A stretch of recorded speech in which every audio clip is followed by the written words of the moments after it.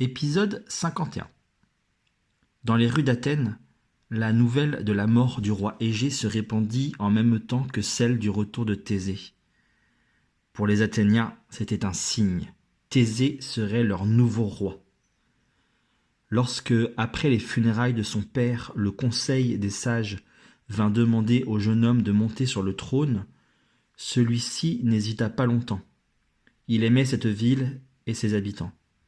S'il refusait d'assumer sa place d'héritier, des guerres de clans risquaient d'éclater.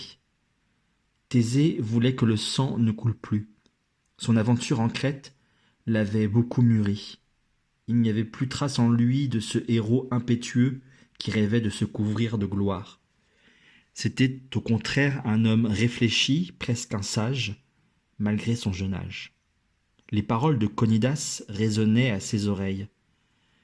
Si les rois savaient écouter leur peuple, si les rois savaient traiter leurs sujets d'égal à égal, alors ils seraient de grands rois. Thésée n'était pas aux commandes de la cité depuis bien longtemps quand il décida de partir explorer les alentours. De nombreux villages très peuplés étaient dispersés autour d'Athènes.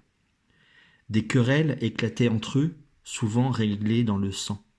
Thésée avait dans l'idée de leur proposer une alliance. « Ensemble, on est plus fort, dit-il à chacun d'entre eux. Nous pourrions utiliser l'énergie que nous dépensons à nous battre pour améliorer nos conditions de vie. » Il parla longuement, argumenta, et il fut suffisamment convaincant pour rassembler pour la première fois tous les villages de la région en une seule cité. Il rentra, heureux d'avoir apporté la paix. Sur le chemin du retour, Thésée fut invité dans la maison d'un riche et puissant propriétaire. Les nobles athéniens se disputaient tous l'honneur d'héberger le roi sous leur toit. On lui servit à boire et à manger avec tout le respect qui lui était dû. Ce noble athénien s'adressait à lui avec gentillesse, mais Thésée remarqua qu'il malmenait ses serviteurs. « Dépêche-toi, incapable !» cria-t-il à celui qui remplissait la coupe de vin de Thésée. Et comme le serviteur n'allait toujours pas assez vite à son goût, il accompagna ses insultes d'un violent coup de pied. Thésée, choqué, allait intervenir. C'est alors qu'il reconnut le serviteur.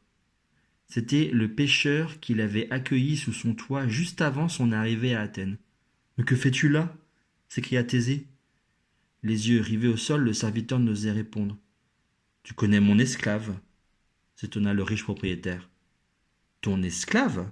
s'exclama Thésée. « Mais oui, en voilà encore un qui n'a jamais pu rembourser ses dettes.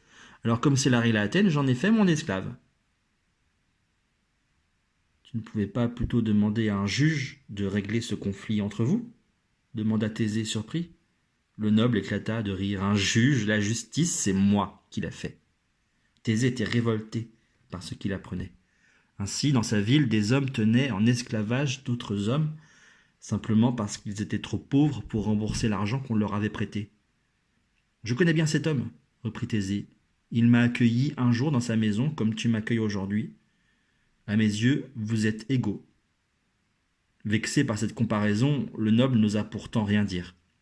Thésée en profita pour négocier la libération du pêcheur contre une bonne somme d'argent.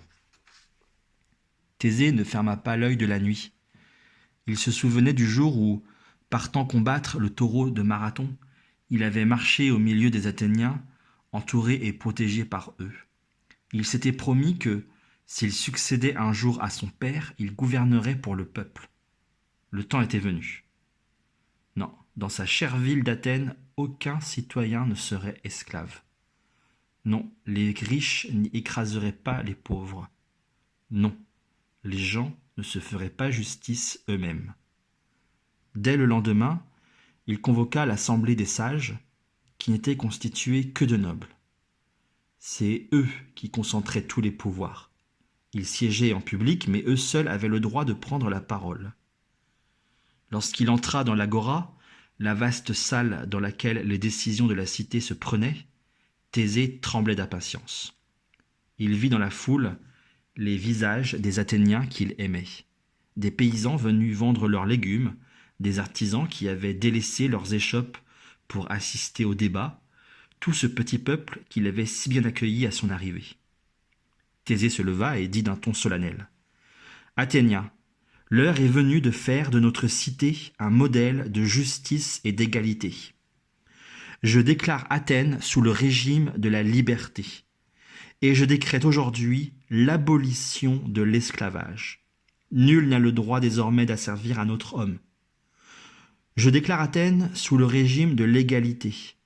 Riches et pauvres sont égaux devant la loi. Riches et pauvres ont le même droit de prendre la parole, ici, publiquement. Chacun est autorisé à donner son avis.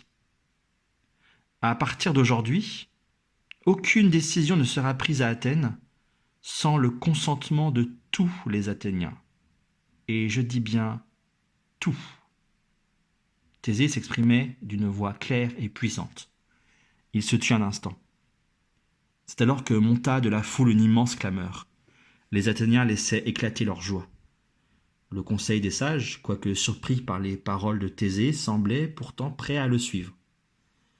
Alors Thésée poursuivit, exalté par son discours. « Et je jette ma couronne à vos pieds. Il n'y a plus de roi ici, plus de tyran. C'est vous, le peuple, qui choisirez désormais qui vous gouverne. » On vit alors les Athéniens s'embrasser, se serrer dans les bras. Certains pleuraient à chaudes larmes, d'autres hurlaient de joie. Puis le vieux sage du conseil se leva. Le silence se fit. Il se baissa, ramassa la couronne et la tendit à Thésée. « Je crois parler au nom de tous les citoyens d'Athènes en te disant : reprends cette couronne, Thésée.